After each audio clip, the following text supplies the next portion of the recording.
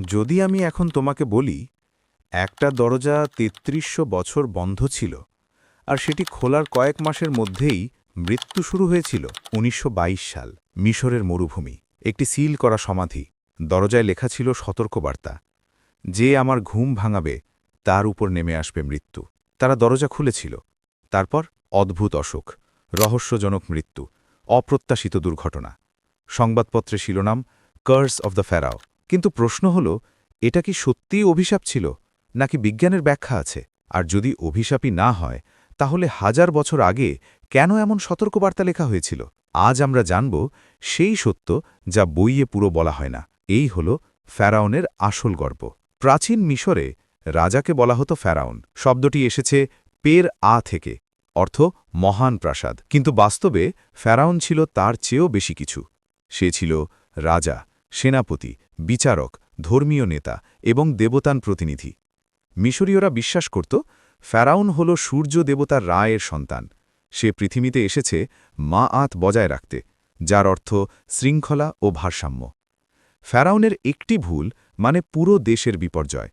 বন্যা না আসা দুর্ভিক্ষ রোগ সব কিছুর দায় পড়ত ফেরাউনের উপর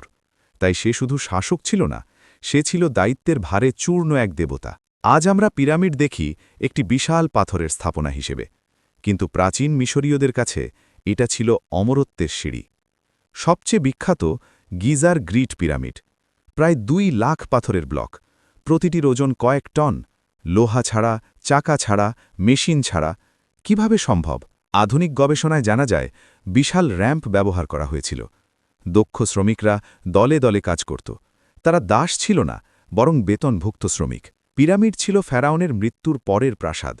ভেতরে থাকত গোপন কক্ষ ফাঁদ সোনার কফিন রত্ন খাবার অস্ত্র এমনকি ছোট নৌকা কারণ মৃত্যু ছিল শেষ না একটি নতুন যাত্রার শুরু অত্মার রহস্য মিশরীয়রা বিশ্বাস করত মানুষের অত্মা কয়েক ভাগে বিভক্ত কা জীবনশক্তি বা ব্যক্তিত্ব আখ রূপান্তরিত আত্মা মৃত্যুর পর অত্মা দেহে ফিরে আসবে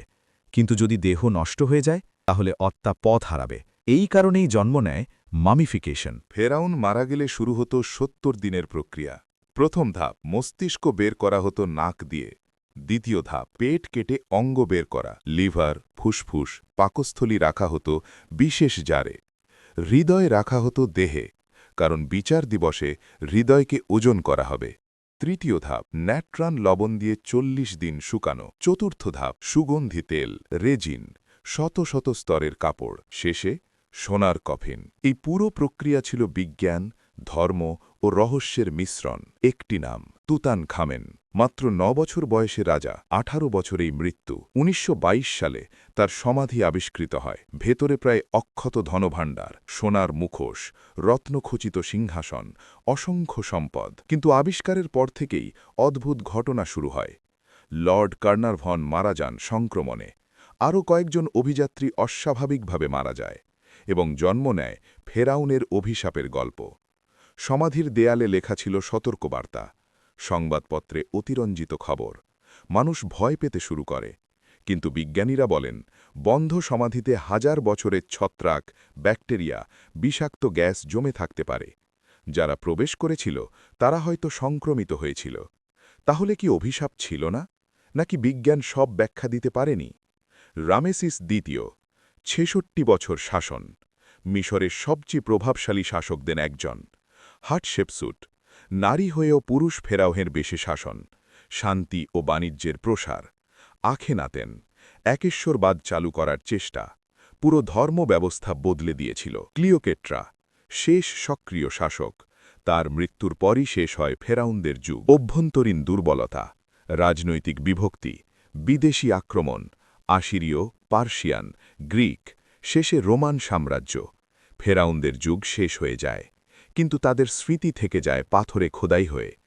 আধুনিক স্ক্যান প্রযুক্তি দিয়ে পিরামিডের ভেতরে গোপন কক্ষের ইঙ্গিত পাওয়া গেছে হয়তো এখনও অজানা সমাধি আছে হয়তো এখনও লুকোনো ধন আছে হয়তো এখনও লুকোনো ইতিহাস আছে মরুভূমি এখনও সব রহস্য বলেনি ফেরাউনরা চেয়েছিল অমর হতে তারা সোনা ব্যবহার করেছে পাথর ব্যবহার করেছে ধর্ম ব্যবহার করেছে বিজ্ঞান ব্যবহার করেছে আর একভাবে তারা সফল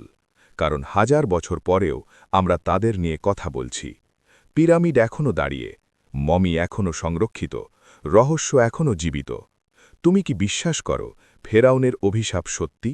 নাকি সবই মানুষের ভয়? কমেন্টে জানাও। ভিডিও ভালো লাগলে লাইক করো আর সাবস্ক্রাইব করো আরও অজানা ইতিহাস জানার জন্য।